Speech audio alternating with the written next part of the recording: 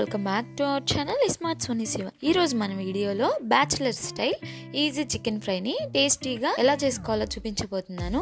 ఈ chicken ఫ్రైని bachelors అయినా వంట రాని వాళ్ళ సైతం ఈజీగా చేసుకోవచ్చు. 10 minutes రెసిపీ అని చెప్పొచ్చు అండి.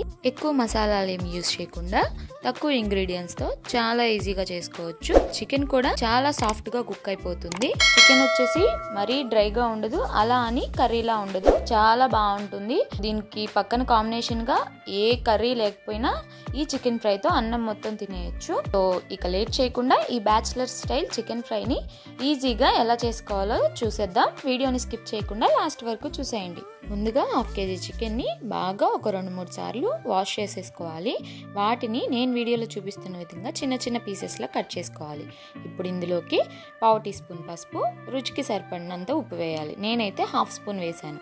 ఇప్పుడు వచ్చేసి 1 tablespoon దాకా కారం వేయాలి. మీ స్పైసీనెస్కి తగ్గట్టు తగ్గించుకోవచ్చు, పెంచుకోవచ్చు. ఇప్పుడు 1 tablespoon ధనియాల పొడి, 1 tablespoon గరం మసాలా.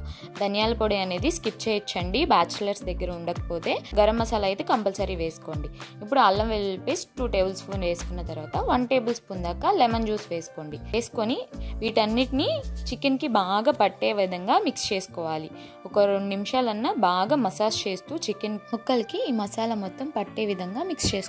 పట్టించేసిన తర్వాత మీకు టైం ఉంటే గనక 5 to 10 minutes లేదా 15 to 20 minutes దాకా మ్యారినేట్ చేయండి. ఇప్పుడు బాండి పెట్టేసుకొని పొయ్యి మీద 4 tablespoon దాకా ఆయిల్ వేసుకోవాలి. దీనికి కొంచెం ఆయిల్ ఎక్కువే పడుతుంది.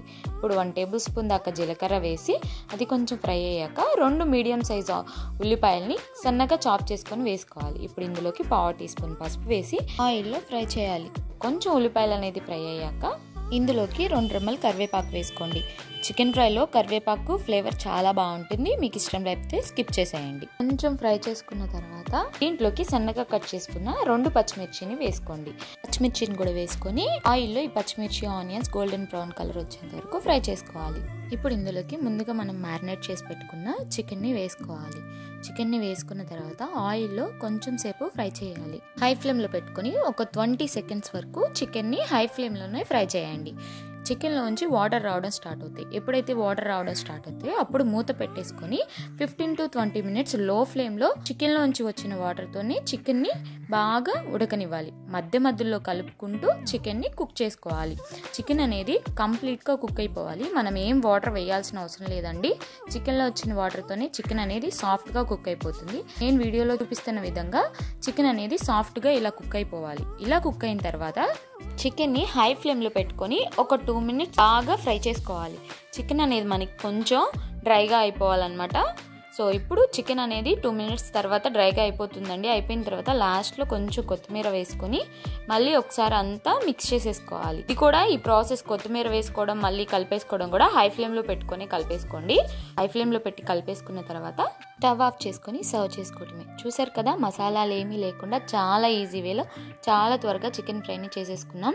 సో దీనికి కాంబినేషన్గా పక్కన ఏమీ అవసరం లేదు. ఇది చపాతీ, అన్నం దేంట్లోకైనా చాలా పర్ఫెక్ట్గా సెట్ అయిపోతుంది. బ్యాచిలర్స్ అనే కాదండి, ఇంట్లో ఆడవాళ్ళకి టైం లేనప్పుడు ఇలా చికెన్ ఫ్రైని ట్రై చేయండి. చాలా ఈజీగా అయిపోతుంది, చాలా త్వరగా చేసేసుకోవచ్చు, టేస్టీగా చేసుకోవచ్చు అనమాట.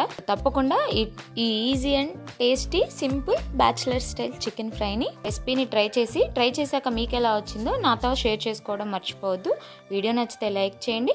మీ ఫ్రెండ్స్ అండ్ ఫ్యామిలీ రిలేటివ్స్కి, అలాగే బ్యాచిలర్స్ ఎవరైనా ఉంటే మీ గ్రూప్లో వాళ్ళకి ముఖ్యంగా షేర్ చేయండి. సబ్స్క్రైబ్ కూడా చేసుకోండి. ఇంకా ఇలాంటి ఎన్నో రెసిపీస్ మీకు నోటిఫికేషన్లో వచ్చేస్తే అంతే. ఈ వీడియో నెక్స్ట్ వీడియోలో కలుద్దాం. Bye all.